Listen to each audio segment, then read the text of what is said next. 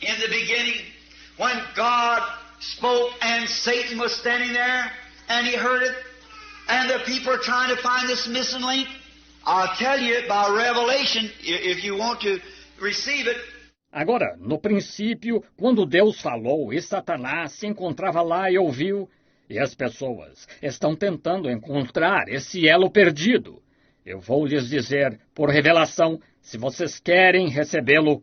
That missing person between animal and man is the serpent. Amen. Before he had his legs taken from him.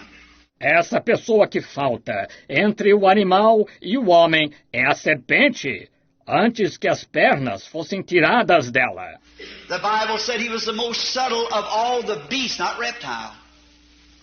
Of all the field, he was the one who beguiled the woman in his beauty. And she conceived him. Now, by doing that and seeing sin was coming, God put such a curse upon him to silence and never find any relationship between this serpent as known today and mankind.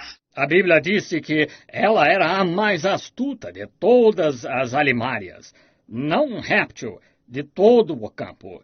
Ela foi aquela que enganou a mulher em sua beleza e ela concebeu.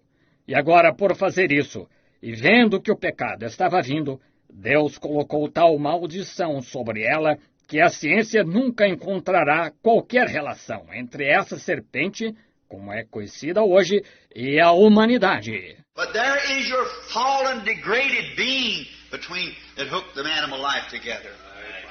There you are. Mas aí está o seu ser caído, ser degradado, no intervalo que conectava essa vida animal. Aí está. God has hid it from the wise and prudent, but will reveal it to babes such as will learn. See? There's your fallen person. Deus ocultou isto aos sábios e entendidos, mas revelará aos pequeninos, os quais aprenderão. Estão vendo? Aí está a sua pessoa decaída.